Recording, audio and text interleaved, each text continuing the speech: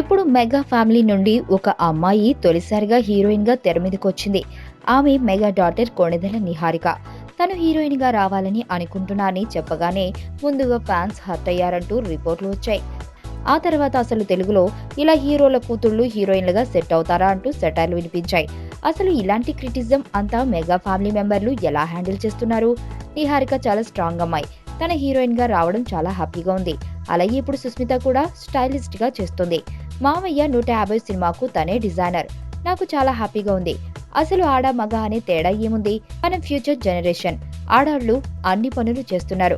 అలాగే మగాళ్లు వంటింట్లో సాయం చేస్తున్నారు. సో అమ్మాయిలు ఏదైనా చేయొచ్చు అంటూ చెప్పింది మెగావారి కోడలు ఉపాసన కొణిదెల. వాళ్ళు సినిమాల్లో అలా సందడి చేయడం తమ ఫ్యామిలీకి ఎంతో హాయినిస్తుందని అంటుంది ఉపాసన.